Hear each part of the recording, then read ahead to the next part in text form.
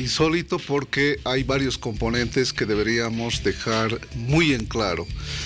Primero, que hubo una decisión anticipada, una amenaza anticipada por parte de Heraldo Muñoz y una acusación que seguramente va a sorprender y va a provocar interpelaciones en la propia Chile y en la comunidad internacional, porque sale de viva voz de la presidenta Bachelet,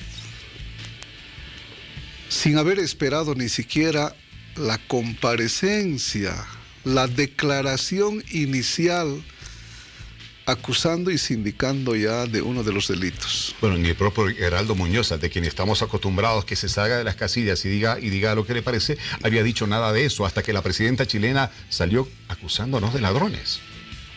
Dos declaraciones políticas anticipadas que se ratifican en una determinación judicial. Si nos preguntamos cada uno de estos acontecimientos, el haber de manera forzada haber sido retirada nuestra bandera nacional en un inmueble de consulado, si a eso le sumamos esta determinación desesperada de Heraldo Muñoz visitando el Silala, cuando hace unos meses nos decía que no estaba en las prioridades de la agenda diplomática en Chile los dos temas. Y si a eso le sumamos esta privativa de libertad de bolivianos que están ante un juez sin ninguna competencia, el tema es grave. ¿Por qué? Porque más allá del intento de una determinación judicial, lo único que está consumando es una violación flagrante de derechos humanos. Vale decir que la declaración de Heraldo Muñoz, la declaración de Bachelet, nos muestra en términos de lectura política una subordinación ciega a las élites de poder económico que son las que gobiernan hoy por hoy, lamentablemente, Chile. Hay que separar opinión pública nacional versus esas élites de poder económico que son las que a su vez 5 o 6 familias que administran los puertos, un par de familias que administran la mercantilización de nuestras aguas del Silala, que dicho sea de paso van gratuitas desde el lado boliviano, y que además han provocado reacciones inclusive de movilización social, porque hay una suerte de crítica dura a las privatizaciones en los componentes de salud y educación. Si a esto le sumamos estas erráticas acciones y determinaciones de Cancillería y del gobierno de Bachelet en sentido de haber anticipado una sentencia contra nuestros conciudadanos, estamos a puertas de poder denunciar ante tribunales internacionales, reitero, por violación de derechos humanos. Ministro, enseguida vamos a ir a esa denuncia ante tribunales internacionales que sobre este tema está preparando el gobierno. Pero, a ver, es difícil considerar que en esos niveles de Estado, ¿no es cierto?, nada menos que una presidenta, en este caso la señora Michelle Bachelet, un canciller Heraldo Muñoz, bueno, su gabinete, qué sé yo, puede haber algunos grados de improvisaciones, bueno, que parecieran a la luz ser muy evidentes, pero a ver, vamos al otro lado.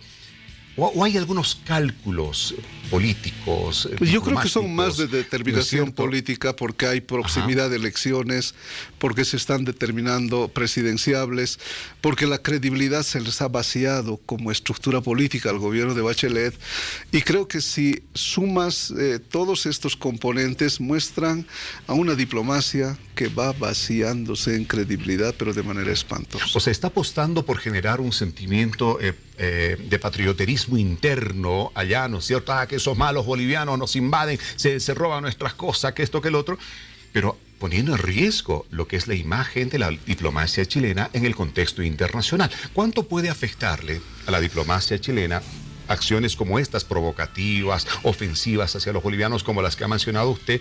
¿Y cuánto puede afectar a los intereses de Chile, por ejemplo, en la demanda que tiene planteada Bolivia sobre el mar en La Haya?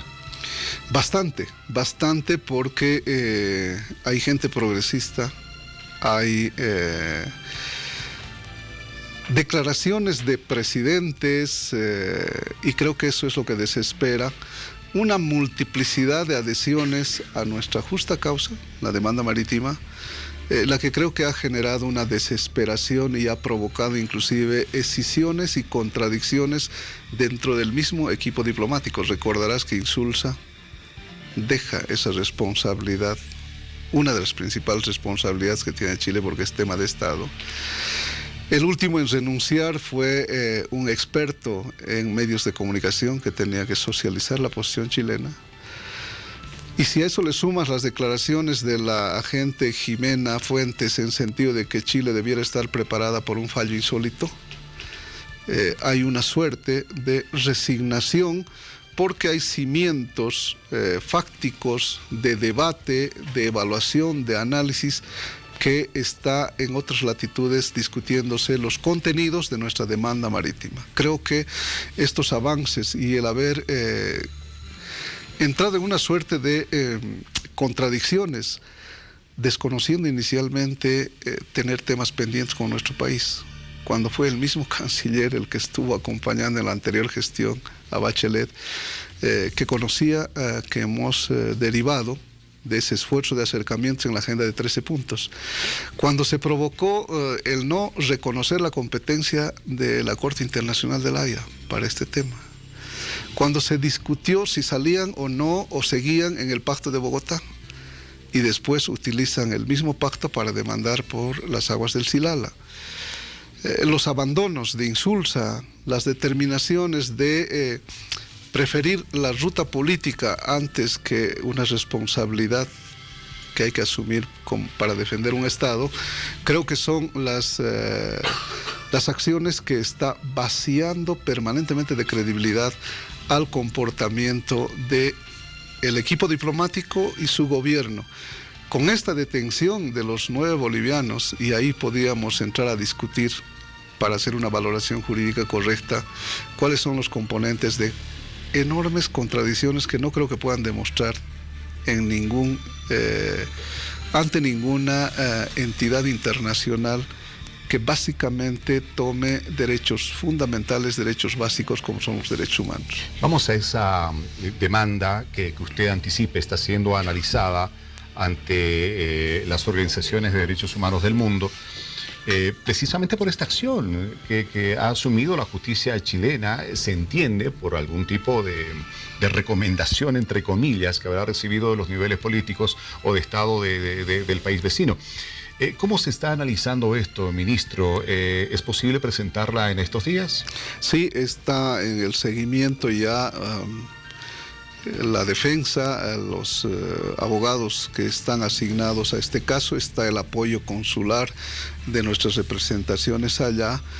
Y hoy por hoy está discutiéndose en algunos medios de comunicación. El seguimiento que se hace en Chile muestran ya varios elementos que van a ser poco menos que imposibles de poder solventar. Una primera, la acusación de ser ladrones. Son funcionarios públicos que están debidamente registrados y es un colectivo con 2 militares que tienen como atribución específica en la institucionalidad boliviana lucha contra el contrabando. El contrabando es considerado en la economía jurídica nuestra y en la chilena delito. Segundo,